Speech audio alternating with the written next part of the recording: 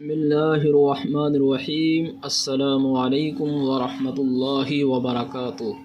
الحمدللہ، آج ہمارا اردو زبان کا 26واں سبق شروع ہو رہا ہے۔ کتا اور اس کی پرچھائی۔ از مؤلف، مؤلف کے معنی آتے ہیں تعریف کرنے والا، جمع کرنے والا۔ منہ میں ٹکڑا لیے ہوئے کتا ایک دریا کو تیر کر اترا۔ پانی آئینہ سا رہا تھا چمک، نظر آتی تھی تہ کی مٹی تک۔ اپنی پرچھائی پر کیا جو غور، اس کو سمجھا کہ ہے یہ کتا اور۔ منہ میں ٹکڑا دبا رہا ہے یہ، گہرے پانی میں جا رہا ہے یہ۔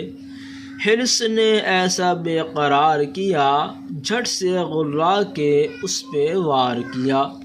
جوں ہی ٹکڑے پہ اس کے منہ مارا، اپنا ٹکڑا بھی کھو دیا سارا۔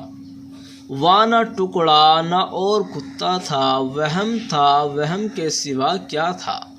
یوں ہی جتنے ہیں لالچی نادان، کر کے لالچ اٹھاتے ہیں نقصان۔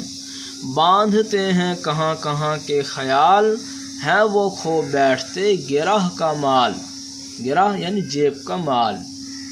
غور، فکر، سوچ، حرص، لالچ، وہم، برا خیال، نقصان، کمی۔